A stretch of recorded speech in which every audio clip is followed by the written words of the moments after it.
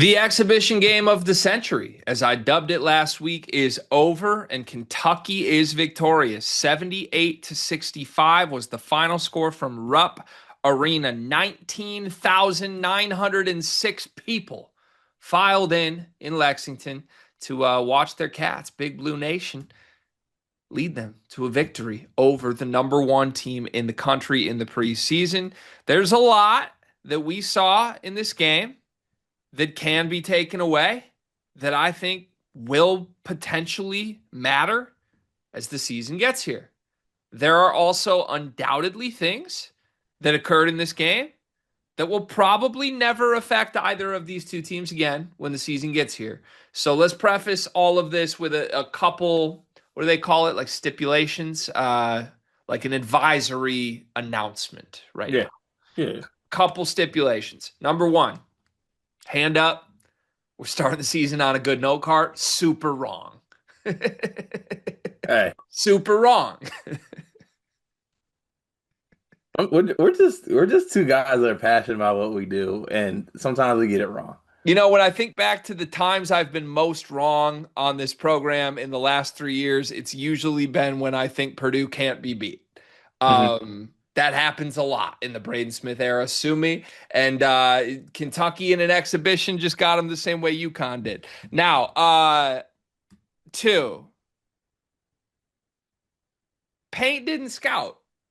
And we're going to talk about that because I think it's dumb that he didn't scout. I have thoughts on this, but now we have this big internet raging war of Purdue fans being like, "Well, we didn't scout. Did you hear what TKR said? We'll scout during the season."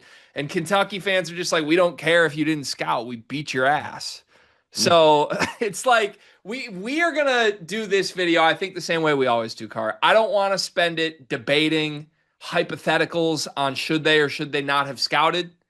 I don't even want to debate, like, does it matter that they did or did not? I want to talk about what we saw, which was 99% Kentucky looking amazing to me, and maybe an extra 10% plus 1% Purdue with some issues for the season. Is that a fair way to frame what you saw in Kentucky's big victory over Purdue? Yeah, 100%. And I think before we even talk about anything, we got to talk about how impressive Kentucky's depth showed in this game because they're without Jalen Lowe in this game, obviously without Jaden Quaintance as well, who I would pencil in as two starters for this team, one of those being the point guard. And, not to steal your thunder on this one, G, but you kind of brought it up here. Like, the depth of this team is a little bit like what Michigan State did last year, except I think more talent out of actual players that are doing it. This team can go very, very deep, and they have productive players at every single spot, right? Like, I mean, Jasper Johnson was really good in this basketball game. I was honestly probably the most impressed by him out of anybody in this game. Malachi Moreno had moments. Everyone who played really had moments, honestly, in this game, outside of like Yelovich and guys like that. But even outside of the knowns that are Otega Oweh and guys like Denzel Aberdeen, you just got really, really good production and moments out of a lot of guys on this team. And I mean, you saw what a $22 million roster looks like. They got pieces. Right. They're good, man. Kentucky, that was impressive as hell. Bringing up the price tag again, huh? Here's the reason I brought it up though, G, because I feel like people bring it up when it's bad, so I want to bring it up in a moment where it's good. Like hell yeah, that's what my 22 mil got me. We're Yeah. able to make number one team in the country, scout or no scout, look bad at the crib. You know what you get when you spend $22 million dollars on your roster. You get a game without your two of your three, excuse me. Oteg is amazing. Two of your three most dynamic players, and you still go 10 deep with 10 awesome players. That's Yeah. what this was. You and I were talking offline, and you just said it on camera. It's a little Michigan Statey in the sense that last year, the vision for Michigan State's team, I'm not talking to anything similar between the players or the styles of play. Last year's Michigan State team couldn't shoot. This year's Kentucky team can. Um, Respectfully, last year Michigan State started Shimon Zapala. I'm not sure Zapala would ever put on a Kentucky uniform. Mhm. With that said, what made Michigan State so special beyond having an NBA player at guard and Jace Richardson and some great vets that had cohesion was the fact that they played 11 guys And at the end of games, everyone was happy. Everyone was engaged. You could go to any combination of the 11. No team knew what to prepare for. There were different shapes and sizes of the team based on what the game called for. And most importantly, in the final 8 minutes, they were 100% fresh because even the best players were at 20 minutes with 8 minutes left to go. That's what Kentucky's going to be able to do. And now it's still going to be a challenge. It'll probably be Mark Pope's biggest challenge, I think, this year, keeping everyone happy. But you know what helps keep guys happy? Winning. You know what else helps keep guys happy? Playing everyone. You know what else helps keep guys happy? What? $22 million. You know what else helps Ah. keep guys happy? Kentucky. Like the whole situation is conducive to like guys sacrificing minutes and not caring, right? Ah. Like Otega's probably the only guy on this roster that's going to be like, Coach, I need to make sure I get my minutes. I'm trying to put stuff on film for the league. Yeah. But I don't think anyone else cares. They just want to like be dogs and come in and win. We dubbed it affectionately Michigan State last year, the Spartan Dogs, woof woof. Cart, may I propose Kentucky Cats, meow meow. Wildcats. Meow. Kentucky Cats are All right. that's what this team is. They got the claws out in game one. Can it be hissing instead? Like Wildcats. I think that's a snake. No, like That was a snake sound. Meow. That was a cat sound. There you go. Yeah, okay. Cat. For some reason, I picture Andre Yelovich when you made that noise. I don't know why. He was the only one who I wasn't really impressed with in this game. I promise we're going to get to Purdue stuff, but I think this should appropriately start with Kentucky stuff. They were amazing. They were the story of this. And whether or not you want to criticize Painter and his approach, whether or not you want to just say it doesn't matter, I really don't care. I don't care if your conclusion coming out of this is like, none of this is going to matter for Purdue. That might be true. I really don't know. I have no idea. I know this. Kentucky said, Mark Pope said it. He said they were going to approach this like we want to win. Yeah. They sold tickets like they wanted to win. They packed up. To me, that's what the best programs in the country do, is show up and compete. That's what this team was ready to do, mind you, without their starting point guard, mind you, without their starting center. I want to make one thing abundantly clear before we talk further on some of these individual performances. This team is nowhere near as good as they will be. As good, and I'm saying Kentucky, as good as they were in this game, they were clearly the better side than the number one team in the country at full strength. Right. And Kentucky is far away from what I think they will be with Jalen Lowe and Jaden Quaintance. That should terrify the entire country. Also far away from just with those players and also far away from what they're going to be with those players back when it comes to March. Right. They'll get better. They will get Right. better. You should be very, very afraid of Kentucky. I don't know if we said that we were, but I am extremely afraid of Kentucky. Call it an overreaction, call it whatever you want. If this team stays healthy, they have hella talent. They had, let me see, what? One, two, three, four, five, six, seven, eight. 8 guys score at least 6 points in this basketball game. Otega Owe only played 16 minutes in this game. 10 guys had an assist. They were playing without their starting point guard. And 10 different players registered an assist. They play without their starting center, and they out-rebounded Purdue by 12. That's it, and I think it's the story. It's a very, very, very, very, very early, again, caveat, it's early, but it's a very, very, very early glimpse of what I think this team's identity is going to be. It's going to be any given guy, any night. It's going to be a team that, much like Michigan State last year, like, eats you alive and consumes you whole as a group. And again, look, Jalen Lowe and Quaintance are two of the three best players. They are certainly going to have nights where they act like stars.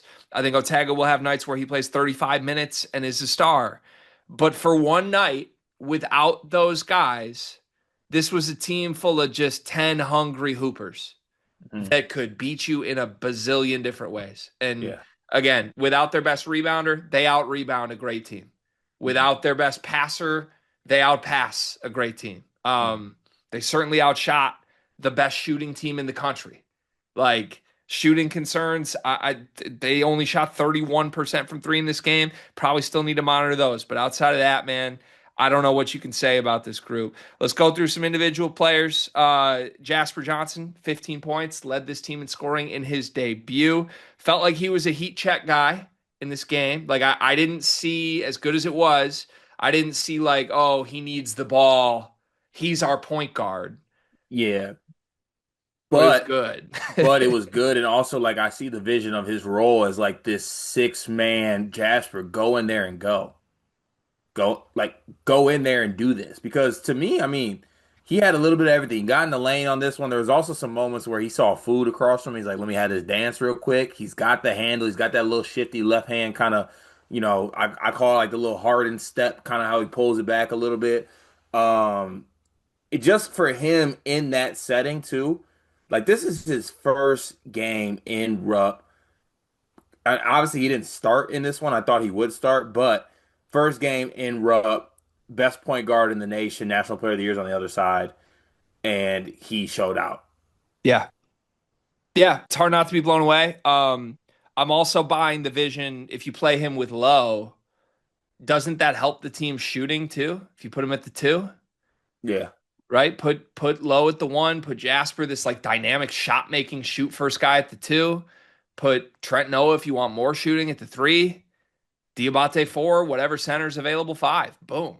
Where's Owe in that? Oh shit. See this, they're so loaded. They're so loaded. That's why you probably can't do it with Jasper because you got to have O tag at the two, right? Right. But maybe you could just Jasper at the two at Noah's expense and play O at the three. And just have Noah come off the bench as a sniper. Right. On nights where he's making shots, I think you probably see that. But no, it's just fun. Reminder, he was one of our favorite high school players to cover because of scoring spurts like this. Like just a fun player. The next great Kentucky guard for sure. And if they get 2 years out of him, not to put too much on him, because again, this team isn't going to need too much out of him. But doesn't it have a little early feel of like Tahad Pettiford, LeBaron Philon coming back? Yeah. Like if Jasper Johnson's back for year two, I think we're looking at him identically to the way we look at those two guys. 100%. Yeah, I love that pull. it's fun. 10 guys played for Kentucky again without Lowe, without Quaintance. Braden Hawthorne got 4 seconds. Is he redshirting? What's up with Tayshaun Prince 2.0? I feel like he needs to. 4 seconds is crazy too, by the way. Yeah, that one hurt my soul. As a Braden Hawthorne guy, I was saddened by that one. But I was not just because I always thought that like he would just be a red shirt type guy. yeah, I mean that's probably the plan in the first place. I just on a night where like we're playing everyone, Otego only got 16 minutes. We just beat number one by 13. We can't Yeah. get Tayshaun in for like 2 minutes. Give me something. You surprised Colin Chan was the next lowest in minutes? I know, just because, like, dude, they had what? They had 7 of the 10 guys between 15 and 19 minutes. Yeah. Only 3 guys played 20 or more. I don't think there's a difference between 15 and 19 minutes. I think you could have just flipped a coin and it was Chandler or any of those guys. Yeah. Love what I saw from Diabate in this game too. Yeah, just let's go quick hitters on any other Kentucky players you had an observation, good, bad, anything on. I You mean, want to start with Diabate, Diabate? he's like a physical force, truly. Even at the, kind of like that, I think what Pope was calling him like a Draymond type player. Like he had that physicality to him. Obviously, he didn't have the passing stuff here, but only had 1 assist. But in 19 minutes, he had 9 rebounds, 7 defensive, 2 offensive rebounds, 4 total stocks. The first time in podcast history I've used stocks as a stat. Good on me. I think he was just extremely productive and physical, and I was very impressed by him. Yeah, I was too. Just a consummate glue guy. He was everywhere. Lived up to his billing on that. I think. I think it was very much to like a best case scenario of scout of Diabate's first game at Kentucky. One of the only guys. I mean, they have a lot of different guys who do a lot of different things, but one of the only guys I think on this roster that is like a pure defense doesn't need the ball guy Hmm. too. Like he'll get his scoring within the flow of just like being in the right spots, which he did in this game, 8 points. What he was fourth on the team in shot attempts too. Like I Yeah. thought he great cutter, but like Jasper Johnson's thinking score, Cam Williams is thinking shit talking score. Otega and Jalen are certainly going to need the ball. There's a lot of guys in this team that are out to put the orange thing in the 10-foot thing. Diabate is going to have a big time role because he isn't wired that way. And I think it's kind of a glue piece that will make the rest of this work. What other quick hitters do you have for individuals on Kentucky here? I mean, we already mentioned Jasper. I thought Malachi was good in his minutes as well. He was Gave you great. eight, yeah, gave you eight. I think there was a little bit of like concern coming into the season, like JQ's not really back. I even thought Garrison was good too, as well, which made me feel like a little bit more secure in the center spot. Um, in JQ's absence. Obviously, you want him back, but I feel like you can feel a little bit more secure with what you saw in that performance, though. 100%. Yeah, I just eye test wise, Moreno's good. He's really good. He didn't have a foul in this game. 22 minutes as a five that I thought was affecting shots at the rim. Had a block. Brandon Garrison had I think three fouls. Um, Mhm. I don't know. I buy it. I thought he was just like a rim running big that had really good defensive instincts in this game.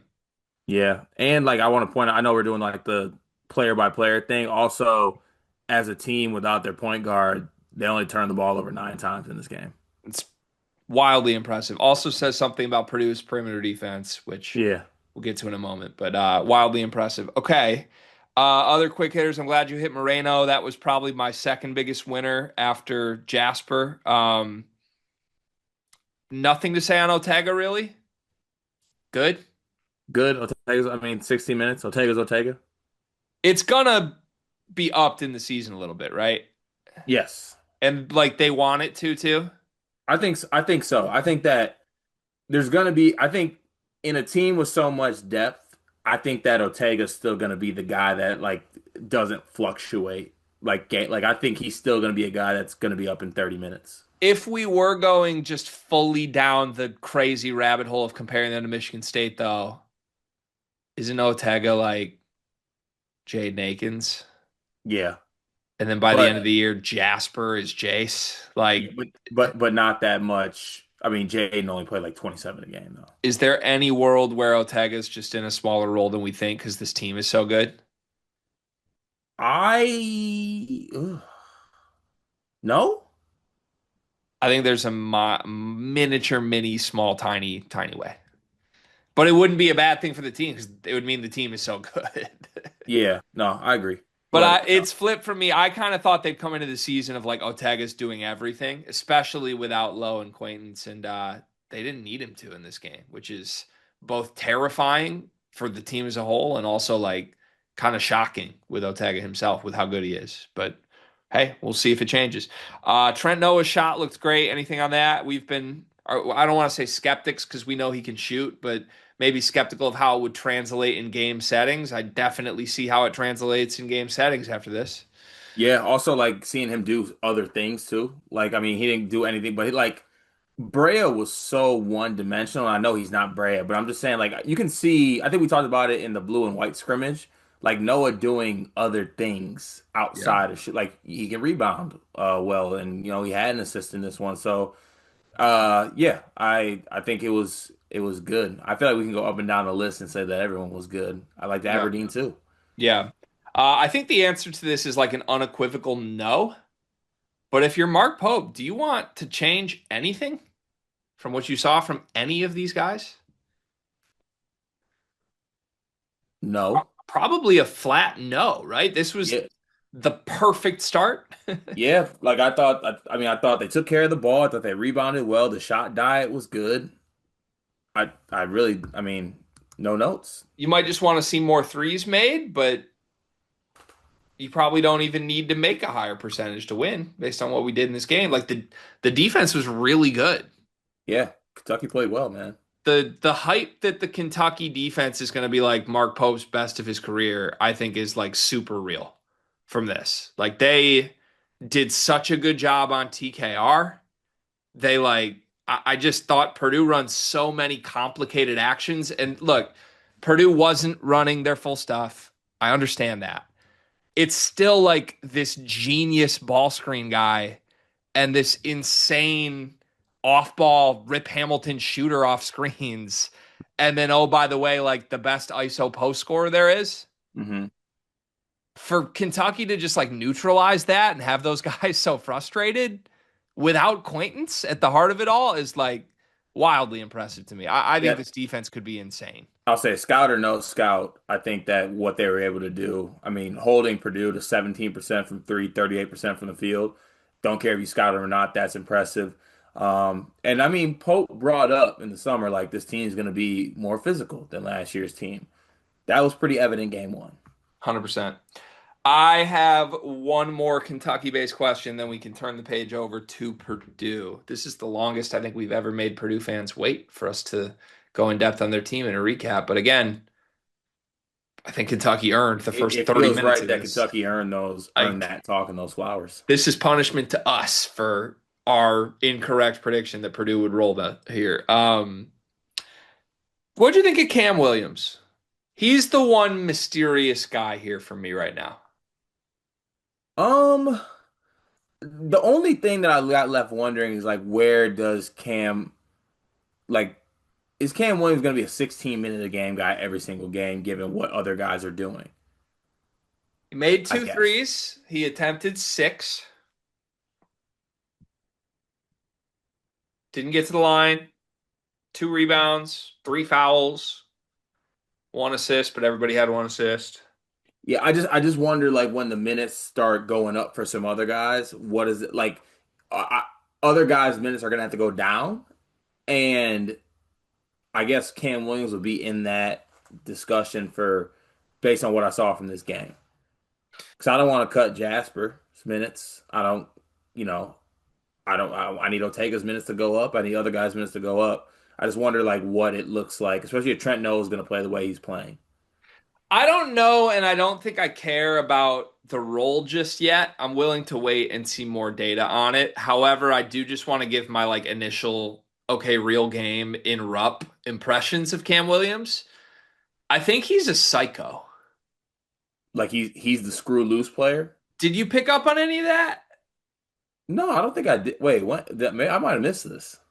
I just felt like he was always like in the mix, like getting a little chippy. Not in a, I'm not saying it was bad. Like I think this team needs a couple of those guys, but it's like his minutes to me were like pretty much like stand out there, wait to shoot a three, and then like chirp and kind of like throw a little elbow here and there and hope no one sees. Like get in the mix a little bit. Yeah, like bench psycho, I think is what I'm seeing for Cam Williams right now. So he's jig. Yeah, in the Michigan State thing, he is Trey Holloman, a psychopathic bench guy. Yeah. Yeah, Yeah. you need good teams have that. I think it works. I think it Good works. teams have team psychopath. Yeah, and I'm monitoring. This could be a misread by me. It could be, but I mean that endearingly. We always say dickhead is like an endearing term on our channel. Yeah, I think Cam Williams might be this team's like off the bench dickhead in a fun yeah. way. So, Facts. okay, Kentucky 100 out of 100, extra credit, aced it, amazing. Let's turn to Purdue. Nope, What do you mean no? can't talk about it. Why? They didn't scout this. They didn't care. Painter doesn't do these exhibition games. Oh. So tune in for the season opener. Congrats to Kentucky. And we'll get back at it, Purdue. All right, so since you went there, let's just do a minute on that, and then I really do just want to get out of this conversation. I despise this conversation. I The know. sell from Purdue, which I think has at least a minor element of legitimacy to it at minimum, is that they intentionally did not scout Kentucky at all. Mhm. This is the third consecutive year that Matt Painter has brought a highly touted team into an exhibition. They have lost three straight. They lost to Arkansas before going on to the national championship game. They lost to Creighton last year before going to a Sweet 16. They now lose to Kentucky this year. I think based on what I saw in this game, the premise that Kentucky did not know, or excuse me, that Purdue did not know what Kentucky's players are capable of offensively. Like we don't, I don't know what this action is. I don't know what he's going to do. Can Trent Noah shoot? I don't know. Like, I don't think these dudes knew who Jasper Johnson was. I think all of that feels legitimate to me, but it brings more questions into it of, is that even a good approach? Why are we even playing these exhibitions if we're not going to prep a scout whatsoever?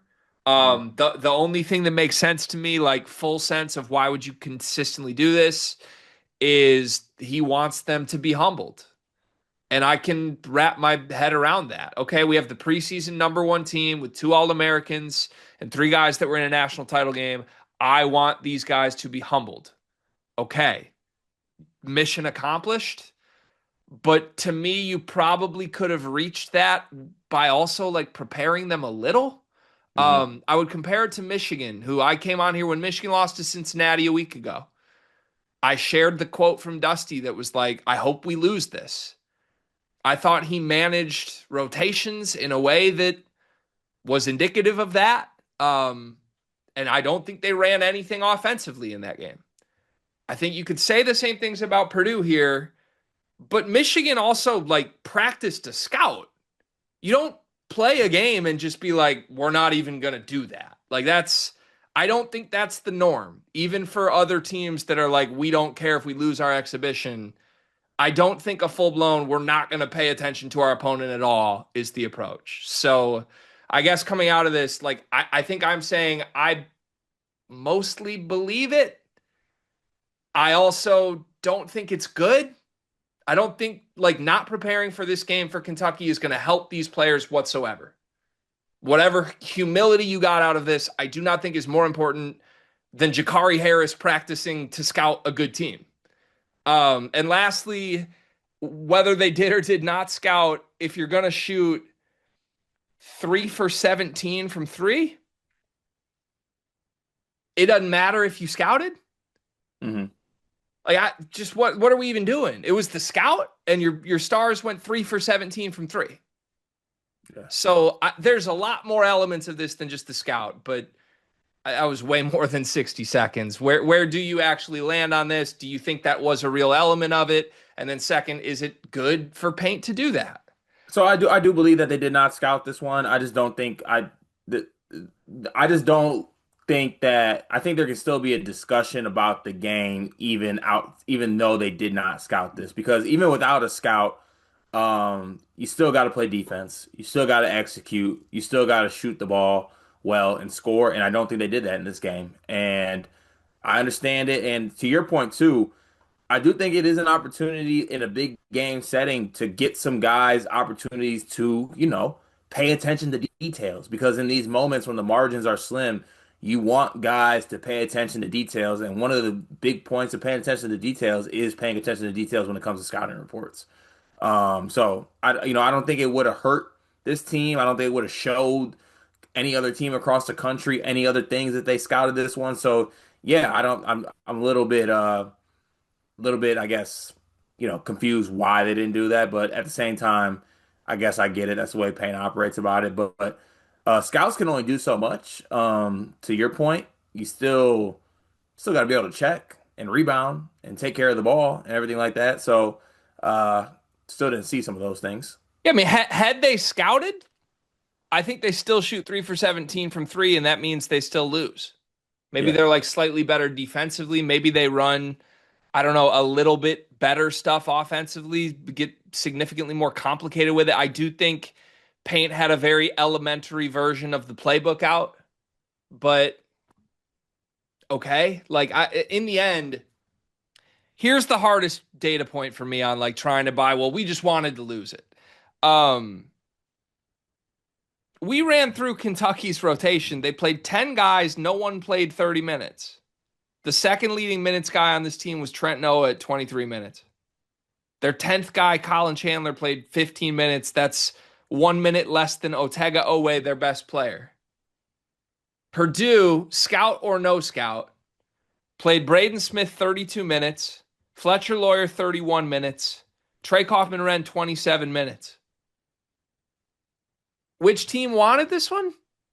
Mhm. The one that went 10 deep and played all their bench guys? or the team that played two All-Americans an average of 30 minutes?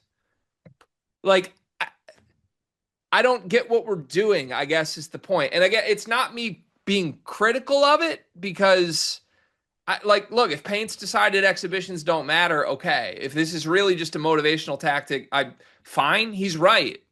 Fine. It's not going to affect this team. It's not. But I don't get what we're doing. Are we just putting Braden and Fletcher and TKR at risk of an injury for 30 minutes to say, like, well, we wanted to be totally unprepared? How is that good for anybody at all? Like, literally, we just saw UConn lose their starting shooting guard for 6 weeks so that you could play Braden 32 minutes in a game you were trying to lose and self-appointed say you didn't prep for. That's just hysterically misguided if that's the approach. Like, if you really want to blow this, don't play those guys 32 minutes.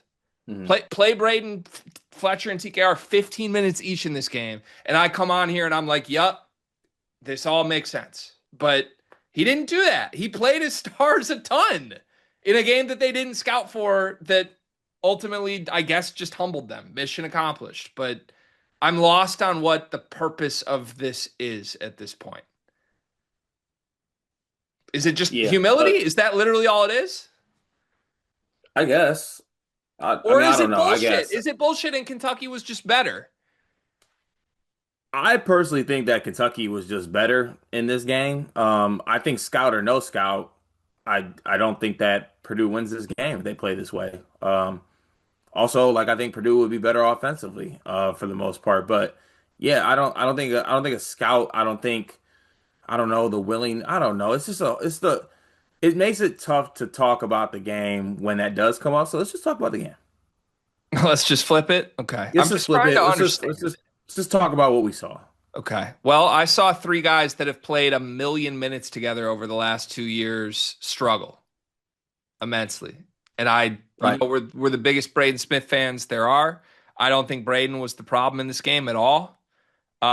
He was 3 for 9 from the floor. That could certainly be better. Finished with 11 and 5. That's as quiet of a night as you will see from him ever. Fletcher Loyer, 3 for 15. 2 for 8 from 3. Trey Kaufman-Renn finished with the most productive night, 19 and 5. 3 turnovers to 0 assists. 7 for 15 from the floor.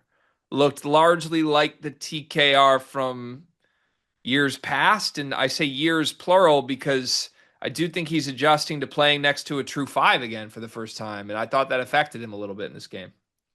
Yeah. I think that this game, it just kind of looked eerily similar to last year, which like last year in the bad moments is what I would say. Where it's like 3 guys doing everything, and those 3 guys didn't necessarily, I think, play well and up to their standards. While the supporting cast also didn't really do that either, in my opinion. So, you combine that with the fact that they were abysmal offensively, a team that, always shoots 40% from 3, shot 17%. They made 3 threes in this basketball game. I would love to know the last time, even in an exhibition scout or no scout, that Purdue made 3 threes in a basketball game. And that won't happen again. It won't happen again. So you feel good about that. I also think they'll be better offensively. But like, man, it was let's not get it twisted. This was a Kentucky ass whooping. Yeah, it was. It was, truthfully. Like, that's just being straight up. And you can talk about like what this means and like what this means for the rest of the season. I'm just talking about in this game, this exhibition game that happened at Rupp Arena, Kentucky put belt straight to ass. Yep. So do with that what you please. So I got a list of things I want to discuss that I do think could potentially be things to monitor going forward. Like there's a lot from this game you should just throw out. To name those quickly: 3 for 17 from 3. We don't need to talk about Purdue shooting. They shot terrible. They're not likely to ever shoot that terrible again. To me, largely the 3 stars, Braden, Fletcher, TKR, like who they are, how they looked. You don't have to worry about those guys. I don't think there's any massive conclusions that would terrify you there. largely, I think the center spot, there are some things to discuss, but it was better than last year. There were moments from Daniel Jacobson that were really good late, and there were moments from Oscar Clough that were at least better than the bigs you had last year. So I still feel there's been marginal improvement there. Um, and the scout stuff, fine, throw it out, whatever. Let's accept that premise if they want us to accept that premise. There's still a lot of things to take away from this game that scare me. Starting with this. We've seen two versions of TKR, the starting four at Purdue. We've seen the version that was not on a great team, that had great individual numbers, that basically was playing next to a bunch of guards and or a bunch of non-factors in the big that would just get out of his way. Right? But by the end of last year, Caleb Furst was just getting out of his way. Mm-hmm. And it worked for him individually. It was also like the thing everyone was screaming about of why this team wasn't going to go anywhere, because the 5 spot has nothing. Okay, let's fix it. Now we got 2 great guys. Now what does it look like? Card, it looks an awful lot like the TKR from the year before. And I understand he had 19. He was the leading scorer. I'm not trying to kill the guy we criticize a lot and not criticize Fletcher, who missed 12 shots, or Braden, who was pretty quiet. But the thing that would scare me the most from a Purdue fan coming out of this game on the offensive side was that I thought TKR was wildly uncomfortable the entire night. I thought he got a lot less touches in his sweet spot, going over his left shoulder on the block. To me, he didn't get those touches in this game. He had 2. And when he got them, he scored. He's unstoppable there. Most of his touches were floaters. And TKR himself said after the game, he can hit those. He usually does hit those. But to my eye, those were just a little bit further away from the bucket than normal. He was a little further extended, and he missed his first couple too. And he was thinking about it. It was not as wide open, you're the centerpiece anymore. It was him trying to fit next to Clough or Jacobson. And the last time TKR had to fit next to someone, it was a generational player, so it was fine. But if Clough's going to be whatever he was in this game, 0 for 1 from the floor, and Jacobson isn't going to come on until the final 5 minutes, all we've done is now add an obstacle for an All-American at the hopes of fixing the rebounding and defense, which was not fixed at all. And now the offense has like this extra question that we didn't have last year. So I don't know what the fix is. I'm not saying you should pivot from the plan. They just need Clough to be better. I'm sure they'll figure some stuff out. But like, it does scare me. I'm starting to think, if you try and put TKR on a team with a traditional post that isn't Zach Edey, is that a good plan? I didn't love the plan when it was Edey. And it still worked because it was Edey. Now I'm kind of just like TKR's numbers might take a miniature step back this year to me a little bit. And I don't know if that's good. And I just think that I think like disjointed was a good word for it. And I think, like we said, that could be because of the preparedness and the intention of this game from the Purdue side. But at the same time, you brought guys in to fix the rebounding and also fix the interior defense. Neither of those things were fixed. You got out rebounded by 12, and in both halves and the whole game in general, Kentucky got whatever they wanted, and they shot 50% at the rim. It was very easy for them. Yeah, it was gross. Rebounding numbers, do we have those in front? Purdue 42 for Kentucky and 30 for Purdue. Is that 10 fingers at Oscar Clough, or what do we do with that? Clough had 5 rebounds in 22 minutes in this game. Kentucky had more defensive rebounds than Purdue had total rebounds. Now that's also going to happen on nights you shoot 3 for 17 from 3. True. You're going to lose the rebounding battle most nights where you miss a bunch of jumpers. But I mean, the sell on Clough was he's an elite rebounder who fixes our defense by just rebounding. Right? Mm-hmm. Like, wasn't that literally like the Cobra Stats thread all offseason? Was our defense takes a 20-spot jump because we have a rebounder now? Like, yeah, something like that. Is he gonna rebound? I don't know. I don't know because it looked very gumpy out there. It didn't look like a guy that's just going to dominate the Big Ten on the boards No, at all. no. It looked like, oh shit, we need Jacobson to come along faster than we thought. Which I would buy if you want to make that pitch, by the way. But yeah, I think the major, and I kind of framed it as a question for TKR because I think like all things Purdue, you frame it around the three superstars, but it's more honestly, it's a question of Clough right now because two things. Number one, if he's not going to be an elite rebounder, if he's going to be the same guy he was at Washington State the last time he was at a high major that had a lower rebounding rate than Caleb First, suddenly it just brings everything back into question of like, did we fix the issues or not? But secondly, it doesn't fit offensively with TKR well at all. It just Right. truly doesn't. And I don't think it's going to. I don't think it's going to. So I don't know. I guess give it more time and PJ will figure it out. I'm sure they'll scheme stuff up that works, but yeah, to me, if there is one like rotational thought going forward, doesn't TKR make way more sense with Jacobson? Yes, he Both does. Like offensively spacing and wise, defensively. offensively, defensively, spacing, like for both parties too. Both of those Like guys both work way better with each other. because here's the thing. Even the fully realized version of Clough, I still think it fits better next to Jacobson. I do too. And I think the reason you were trying to start Clough in the first place is just because you think Clough's better. But if this is Yeah. what the better Clough version is, it's not good. So look, he can play better. I'm have no doubt in my mind that's true. He can be better. But like at minimum, he's supposed to rebound. He had nothing there in this game for me. And honestly, this is up against a front court that I think is good, but it's a front court without the best player in their front court. Yeah.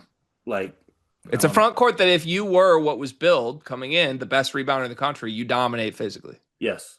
And it didn't happen. Malachi Moreno looked way better physically to me than Oscar Clough, and that's a true freshman. So, yeah, I don't know. Bad sign early, but I do think, like, again, just throwing it out, could they play Jacobson with TKR, make those two work, give TKR the spacing he needs offensively, give him the rim protection he needs defensively, and then you have Clough in the second unit, possibly with Meyer?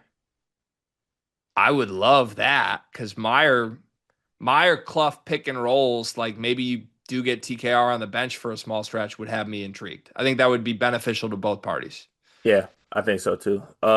When do we talk about the aforementioned other guys, three spot, whatever spot you want to call it, two guard spot? So I've been trying to think about how to approach this Purdue season, and I realized I think we should spend the same percentage of our time and effort on the role guys that the Purdue team does on the role guys, Okay. which in games is like 2%. Um, Now I'm not saying they deserved it because nothing popped for me in this game. But one thought I did have coming out of this cart, this team is so top heavy, lopsided, star centered. It would be really difficult to try to play with those three. And I know it shouldn't be. Like that sounds counterintuitive to who those three are. They're all American level players. Braden Smith's the best passer ever. It's not hard to play with Braden Smith. But also like as a trio, they got their own issues. Like Yeah. they as a trio, they have some pretty large basketball issues if you're trying to build a team around those guys. And at the same time, they're going to take 85% of the shots, even on nights where Fletcher can't hit a thing. Like it's pretty hard to like beat Jakari Harris and feel like you're getting better and better, and then like go stand there while Braden and TKR have defensive problems and take every shot. Like it's a real identity thing for me that last year I feel like we didn't care about because we were just like, well, all these other guys suck. This year the guys don't suck. Like Oscar Clough's not bad, and he wasn't part of this. Right. Like And they're in a spot too where like it's like we got these three guys. Like if we don't go places, it's because you guys didn't do enough around the three guys. right, and it's like the scapegoat group. And we've been part of that problem, I think. But I don't know. It just dawned on me watching this game as I realized, like, oh shit, a lot of the same issues from last year are still here.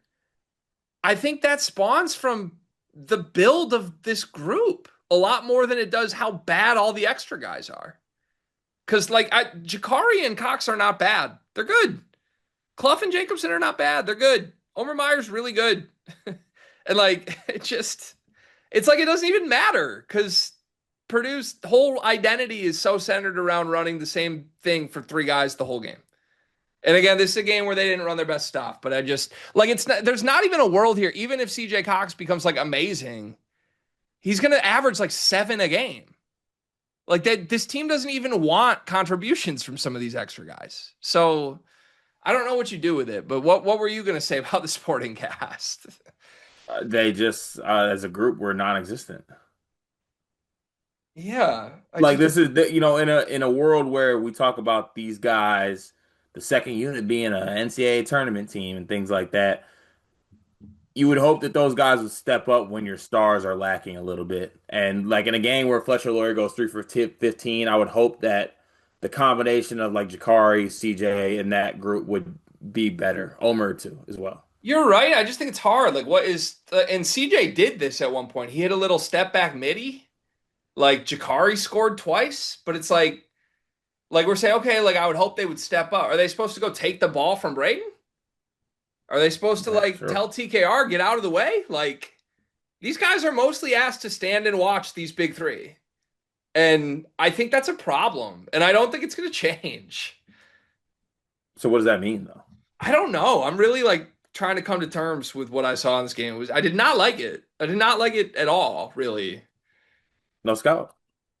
No scout. I guess you got to hope that's it. Do you think like CJ getting the start, Jakari off the bench, was that backed up to you? I thought Jakari made both his shots in 14 minutes. I thought he looked really good. CJ was quiet at minimum in 24 minutes. He had 3 fouls. I mean, I don't. They're both kind of the same to me. So Doesn't matter. sure, it doesn't matter. Okay, what about Omer? He's different. What was your first impression of Omer Meyer? I mean, I thought you made a good point. I think you tweeted it. I like that early on in the first half when Omer and Braden were on the floor together in the first half. I did like that for what it's worth. What Um, happened? yeah, also like in a spot where the other guys aren't good, Omer tried to do him, right? Like I thought he could have made some more shots. I think there's shots he could have made, but like he took 6 shot attempts in this game. Hmm. So I like that type of energy when I feel like the other guys they needed a little bit something there. Um, but yeah, so I don't know. It was a very underwhelming game as a team for Purdue. Top to bottom, you're right. Top to bottom, you need like your better. You're gonna be if you're gonna be good teams too. That's the thing. Kentucky's a really good team, so like you can't have bad games against. I mean, it's. I'm not trying to get crowned for this crazy thing, but you can't have bad games against good teams and find yourself in a good spot to win on the road. Right. I hear it. I think you're right. Yeah, on the Omer thing, I did tweet this. Want to talk about it briefly. I am interpreting the way they staggered the guard rotation, and they did it in both halves, as the tactical reason CJ is starting. And I actually agree with it, and I like it. Mm. I think if you want to play Braden and Omer together, even for like 3 minutes a half, which clearly Paint came into this, we're going to do it. If you're going to do that, you need to play Jakari with them. Mhm. You don't want to play CJ. He's a little too small. And I don't think you want to play Fletcher. So for that reason, you start CJ. And when you shake up the subs, you're bringing in basically Jakari and Omer together to play next to Braden at the 2 and the 3. I like that. I think it works. I do think Omer's passing instincts are real. I thought he looked pretty good running the show when he was out there. And yeah, just jumpers didn't fall, but I liked the shots he took in this game. Yeah, I think so. In a moment with not a lot of good moments from some people, I thought there was some good stuff I was impressed by from Meyer. Yeah, definitely hashtag let's monitor, hope that more comes. Um, you had another question here. I had another question here, excuse me. Daniel Jacobson. He came on really nice at the end. His At the line, at the end, but I found myself a lot of that game watching it like he's looks a step slow and he looks very frail. Okay. And Uh, I look across like Big Ten physical front courses across the country. I think that they are going to try to go at him a little bit because I think that he is a shot blocker, but he's also very light. it does feel like you could get through him a little bit. Now, is this just box score reading then from me? 9 points, 5 rebounds, 1 assist, 1 block in 18 minutes, 4 for 5 from the floor, and he hit a three. It's like clearly better than Clough in this game, It was a right? little, it was kind of like garbage time ish though, but Is like it yeah, all totally garbage timey to you? yeah, a little Okay. bit. I want to see more, is all I would say. I think I mean, but I'll say this, like I want to see more, because I don't care if it was garbage time or not. You didn't see anything from Clough during regular time, garbage time, pregame, postgame. yeah. I think just that's the path that I buy is Jacobson like emerging as this awesome center. Now also like it sounds so stupid to be like, that's the path I buy. This was the preseason #1 team in the country. It still is, right? They have multiple paths to being awesome. But the one I'm most interested in is Daniel Jacobson emerging, and that's undeniable at this point. The deep end of the bench, guys. Deep end of the bench, guys. Jack Benter got basically all of the minutes at the backup four, as was speculated. Score one for Casey Bartley in the win column. He nailed that one. Uh, did he look like a matchup nightmare at all to you? Did you see anything from Benter that you liked? Nah, just look like Jack Benter. That's what you expected. Yeah. He didn't look out of place. He just missed his shots. No, he didn't. He just looked like Jack Benter. I will say this, and it again, man, this seems mean, but I think you could have said the same thing to Colvin and Heidi at times in their 2 years here. One of the easiest ways to lose your job at Purdue is miss the wide open shots that Braden creates for you. Hmm. He had two of them in this game, and he just missed them. And look, great shooters miss them. Fletcher Loyer might be the best shooter in the country, and he was 3 for 15. But like at a certain point, if you're getting the opportunities, you're getting wide open catch and shoot threes, and you keep missing them, it's gonna go to other guys. It's gonna go to Liam Murphy or somebody else. It's he's 2 shots into his career card, and we're saying that, but that's kind of the stakes of this team. Like if you're gonna get a wide open catch and shoot, two of them, and miss them both, I don't know that you're gonna keep getting all the backup 4 minutes next time. You know? Yeah. Did you think Liam should have played more? Yeah, I'm annoyed he didn't. I feel like in a game where you only hit, I don't know, in my head, a game where I can't shoot and I only hit three threes as a team, I'm looking to maybe let Braden find Liam Murphy. Well, just pretty clear indication like Liam Murphy lost the battle with Benter, at least coming into the season. But I don't know. Paint's words on this were like basically not everyone's going to play. We're going to have to draw the line. It seems like they're drawing the line at Liam Murphy. Bummer for that kid. Like, Yeah. and look, I'm sure he's happy to be on the #1 team still, but like, look, this is kind of what happens in the portal. Some guys transfer for something that ends up not coming to fruition. I'm sure Murphy thought he would be on the court for this team. Instead, he's beat out by Jack Benter, who smoked 2 wide open threes in this game. And if we really want to have a big picture convo about it, if Liam Murphy's not going to be in the rotation, you could have portaled in someone good enough to be in the rotation,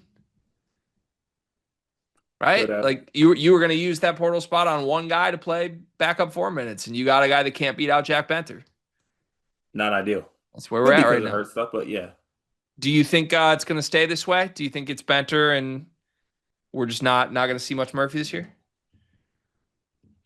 I think it might come to a standstill where like if Bencher's not going to hit shots, I get that he's doing some other things, but I think they would give Liam Murphy a chance to be a guy that can knock down shots. Okay. All right. Yeah, I'm good but with to that. Bender's credit, he did have, some rebounds, some assists. Antoine West, 3 minutes while his red shirt is still up in the air. He did not register a stat except for a foul. Red shirt that man. Yeah, no longer in the air. Shirt him. Shirt that man. Yeah, shirt him. Okay. Anything else on the Purdue side of this before we get to our closing remarks? Uh, I mean, no, I think that's about it. Yeah. I really got nothing else outside my closing remarks. Do you want me to hit you with my prompt or do you want to begin with your closing remarks? Prompt.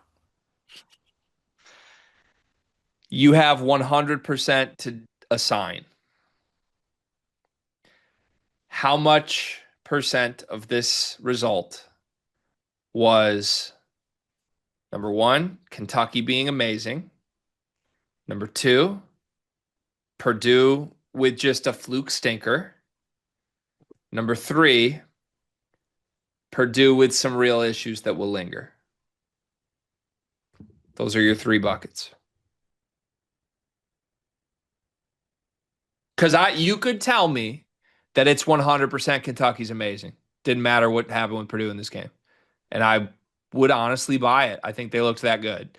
You could also tell me it's 100% Purdue stinker, whatever. I'd be like, okay, they didn't scout. You could convince me at least a chunk of this is some serious issues that will linger.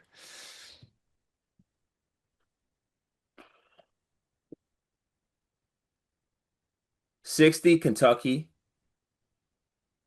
20 linger, 20 real issues. Dude, we're dialed right now. On the first exhibition recap of meaning of the season, that was exactly my answer. Feels good, right? I think it is mostly just Kentucky's legitimately really good. Yeah, they are. And I think the rest of this is about a 50-50 split for me right now. I think Purdue is in danger of being more similar to last year's team than they wanted to be. Mm. The Yeah, other stuff, I'm not worried about the stars. I'm not worried about the offense, but I am worried about the rest of it. yeah. We didn't even really hit on the Purdue defense outside of rebounding. Like they didn't guard anybody. Did we okay, well here's where I'm coming from. I didn't expect them to. I don't think Purdue's good defensively. But that's if that's what this is, then we got to readjust our expectations. Like I thought it'd be better than last year, but I don't know. It didn't look that way in game one. Yeah, that's I don't think there's much they can do. Right. Especially against a team that's built like Kentucky, that's 12 deep. Right. Like they, honestly, really tough matchup for them. Yeah. Okay. All right. Well, that was my answer too. We landed on the same thing. Uh we just did like 75 minutes on an exhibition game. Yeah, we're gonna get cooked. Are we? People aren't Yeah. gonna love this? Yeah, no, they're not. I loved it. Does that matter to you? I loved it too.